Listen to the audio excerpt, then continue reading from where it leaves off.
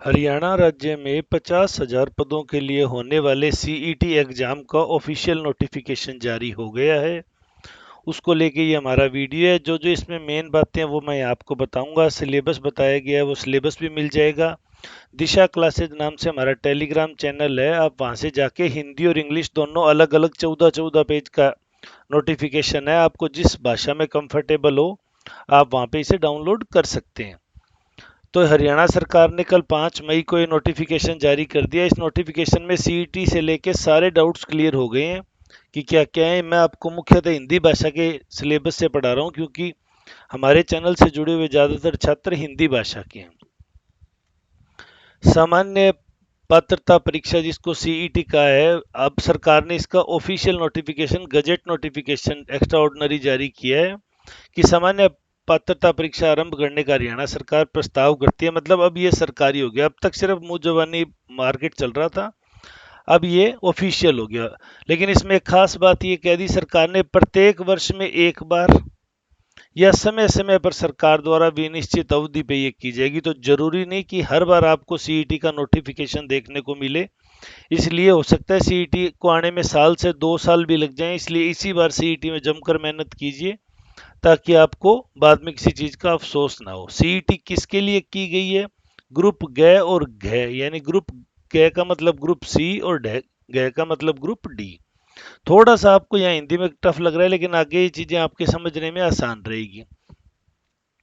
दो चीजें यहाँ मेंशन की जाएगी, किस किस कैटेगरी के कितने कितने अंक है, मैं सारा आपको डिटेल से बताऊंगा। आप वीडियो में अंत तक जुड़े रहें। दो चीजें बोली जाएगी, सामान्य पात्रता परीक्षा अंक जो आप रिटर्न के पेपर में मार्क्स लाते हो, और स्कोर के अंदर उस अंक में सोशियो इकोनॉमिक मार्क्स भी आ जाएंगे। अब ये सोशियो इकोनॉमिक्स मार्क्स कितने कितने होंगे ये आगे पूरा एक्सप्लेन किया है, तो मैं ये आपको अभी यहाँ विस्तार से समझाऊंगा। दूसरा, एक हरियाणा परिवार पहचान पत्र का जो प्रोजेक्ट चल रहा है, जिन्होंने अप्लाई किया और अपना परिवार पहचान पत्र अपडेट किया, उनको फीस में कुछ रिलैक्सेशन मिलेगी, वो भी आपको आगे मेंशन कर दी जाएगी। और अगर जहां टीचर पोस्ट की बात आएगी वहां एचटेट इन्होंने क्वालिफाइंग रखा है क्राइटेरिया, तो एचटेट वाले ही टीचर के एग्जाम के लिए एलिजिबल होंगे। हिंदी में अगर सिलेबस की बात करें, जिसको पाठ्यक्रम कहते हैं, सामान्य ज्ञान मतलब जनरल अवेयरनेस, विवेचन मतलब रीजनिंग, परिमाणात्मक योग्यता मतलब क्वांटिटेटिव एबिलिटी, अंग्रेजी हिंदी तथा यथा लागू मतलब जिस सब्जेक्ट का पेपर है, जैसे पटवारी का पेपर है तो पटवारी के एक्ट या जो भी जिस तरह का पेपर होगा उससे रिलेटेड मैटर, और इसके अतिरिक्त कंप्यूटर ज्ञान यानी कंप्यूटर भी आएगा। इस चीज को दिया है 75% वेटेज। 75% में क्या क्या आ गया, फिर से रिपीट कर लें।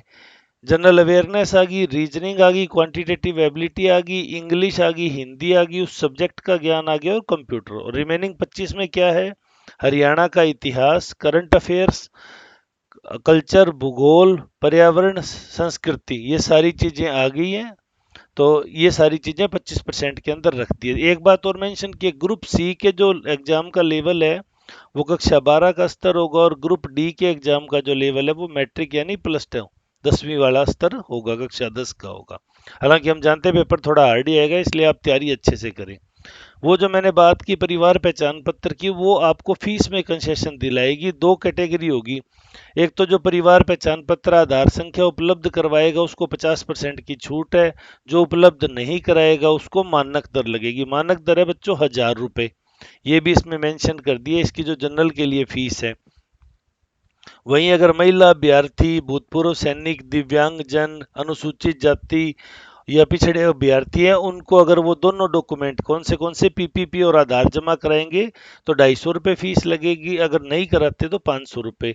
ये है हरियाणा के निवासियों के लिए। एक जो अदर स्टेट जिसको हम बोलते हैं कैटेगरी, अदर स्टेट वालों के लिए कुछ छूट है, वो यहाँ वर्णित है। अगर आपको इनमें कोई चीज़ में डाउट है तो आप कमेंट सेक्शन में पूछ सकते हैं, हम आपको वहाँ इसको एक्सप्लेन कर देंगे। ये साथ में इन्होंने लिख दिया, उपरोक्त तालिका में मानक दर है वो 1,000 रुपये है, और समय समय पे सरकार इसको कम ज्यादा भी कर देगी। अब कोई आवेदक जिसने रजिस्ट्रेशन के समय फीस जमा करवा दी है, वो ग्रुप सी या डी के दोनों पदों के लिए सामान्य पात्रता परीक्षा में एक बार बैठने का हकदार होगा। यानी अगली बार दोबारा बैठना चाहोगे तो 1,000 रुपये फिर से फीस जमा करानी होगी। तथा आवेदक को ग्रुप गए और गए पदों के लिए अपने स्कोर में सुधार करने हेतु सीईटी की परीक्षा में पुनः उपस्थित होना है, तो उसको पुनः ही फीस जमा करानी है। यानी एक बार जो आप 1000 लगे, 500 लगे या 250 जो फीस लगेगी, उसमें एक पेपर दोगे, यानी 2022 का दोगे तो 23 वाले के लिए आपको अलग से फीस देनी होगी। बहुत सारी बातें जो आपके काम की नहीं है, मैं बेसिक बेसिक बता दूं, फिर भी आपका कोई इंडिविजुअल अगर क्वेरीज है तो आप मुझसे कमेंट सेक्शन में पूछ सकते हैं। ग्रुप सी के लिए क्या होगा कि विज्ञापित पदों की संख्या, मान लो जिस पोस्ट के लिए आगे पद आएंगे, अगर वो पांच गुना के बराबर उम्मीदवार बुलाए जाएंगे यदि 30 से कम पोस्ट है। मान लो पटवारी की 28 पोस्ट आई तो 28 इंटू 5, और अगर 30 से 50 के बीच पोस्ट है किसी डिपार्टमेंट की तो 150 उम्मीदवार ये अगली परीक्षा देंगे। और विज्ञापित पदों की संख्या के 4 गुना के बराबर उम्मीदवार यदि 50 से अधिक, मान लो पटवारी की 700 पोस्ट आ गई तो इसका 4 गुना के करीब उम्मीदवार ये बुलाएंगे आगे आपको परीक्षा के लिए।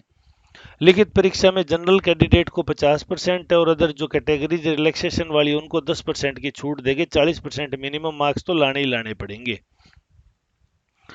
ग्रुप डी के लिए आयोग सामान्य पात्रता परीक्षा के अंक और 5% की दर से सोशियो इकोनॉमिक्स मार्क्स की सिफारिश करता है। यानी डी में ये करता है 5% और उसमें करेगा 2.5%। यहां मैं आपको दोनों चीज समझा देता हूँ। प्रतीक्षा सूची के लिए इन्होंने वेटिंग लिस्ट का प्रोविजन बताया भाई, अगर पद 25 तक है यानी पोस्ट 25 तक है तो न्यूनतम 2 उम्मीदवारों की अधीन 25% की दर से, यानी इसके जो 25% है इसका 2 गुना ये कैंडिडेट बुलाते रहेंगे। वो जब परीक्षा आएगा, रिजल्ट आएगा, तब की बातें, इसमें आप ज़्यादा कंफ्यूज न हो।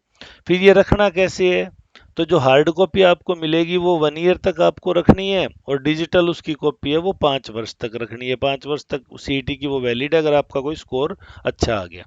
ये हमारे मुख्य सचिव हरियाणा सरकार के जो संजीव कौशल जी हैं उन्होंने ये नोटिफिकेशन जारी की है। अब दूसरा आ जाते हैं कि सोशियो इकोनॉमिक्स मार्क्स कितने हैं। तो अब पहली बात हम किसकी कर लें, ग्रुप गए के पदों के लिए। ग्रुप गए मतलब ग्रुप सी पदों की बात कर लेते हैं बच्चों यहाँ।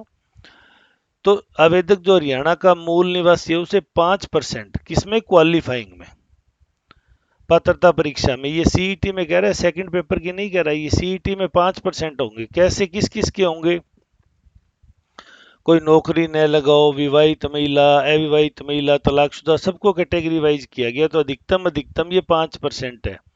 फिर हरियाणा का मूल निवासी और विमंतु टपरीवास घुमंती जनजातु उसको 5%। आवेदक हरियाणा का मूल निवासी और किसी बोर्ड में अगर काम कर रहा है तो उसको मैक्सिमम 4, एक 6 महीने के 0.5 मिलेंगे इसको मार्क्स। इन तीनों क्राइटेरिया में इन्होंने रखा है, ये मैक्सिमम 5% रखी है। वहीं ग्रुप गए के कौशल या लिखित परीक्षा के लिए वो तो था क्वालिफाइंग, क्वालिफाइंग में तो थे 5%।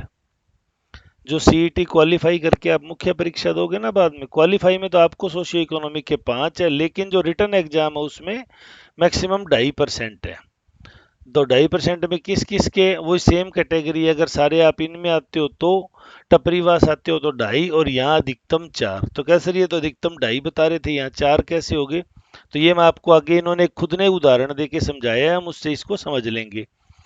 लेकिन इन्होंने एक बात कही है कि जहां आदमी एक्सपीरियंस बेस पे अपने 4% मार्क्स लेता है वहां उसकी ग्रोस फैमिली इनकम या परिवार का कोई आदमी नौकरी में है वो शर्त इसके साथ अटैच नहीं होगी। मतलब मेरा भाई अगर नौकरी में है और फिर भी मेरे को कहीं बोर्ड निगम में काम करते हुए एक्सपीरियंस के 4% पॉइंट बनते हैं तो उससे कोई फर्क नहीं पड़ेगा, ये मुझे मिलेंगे ही मिलेंगे।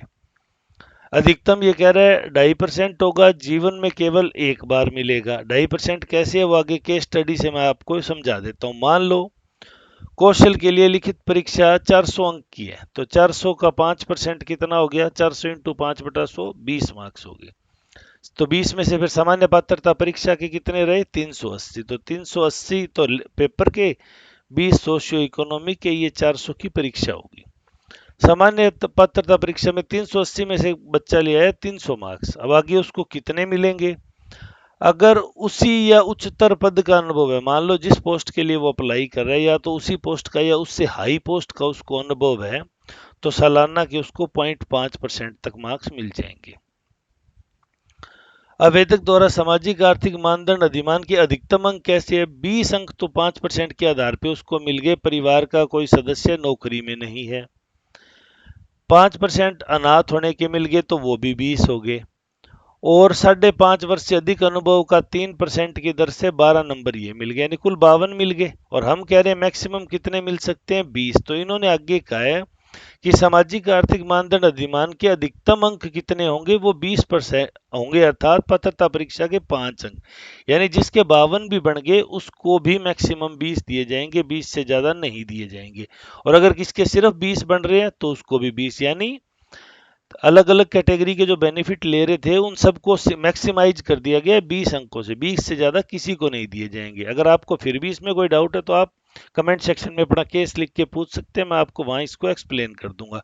तो 300 तो उसके पेपर में आए थे, 20 उसको हाईएस्ट मिल गए, तो 400 में से 320 अगले का स्कोर हो गया। ये तो था उसकी बात ग्रुप सी के लिए। अब आ जाओ ग्रुप डी के लिए। तो ग्रुप डी का इन्होंने जो एग्जाम्पल दिया उनमें ग्रुप डी का पेपर बोला है 100 नंबर का, और सोशियो इकोनॉमिक के कितने मार्क है, क्योंकि इसमें दूसरा पेपर तो होना ही नहीं है। तो सोशियो इकोनॉमिक के 5, यानी 95 नंबर का पेपर हो गया, और 5 हो गया 95 प्लस 5 बराबर 100 नंबर का ये सारा मामला है। 95 में से कैंडिडेट ले आया 80 नंबर। अब आगे उसको 5 में से कितने मिल सकते हैं मैक्सिमम, तो अगर 4 वर्ष तथा 9 मास का अनुभव है तो 0.5, क्योंकि 5 वर्ष से ऊपर वाले के तो फिर अलग 3% की दर से हो जाएंगे ना। सामाजिक आर्थिक के 12.5 नंबर, मतलब परिवार में अगर कोई नौकरी नहीं है तो उसके 5%, तो 100 का 5%, 5। अनाथ है तो 5%, 5। 4.5 वर्ष से अधिक का अनुभव है तो 2.5, तो इसको जोड़ेंगे तो कितना बन जाएगा, ये 12.5।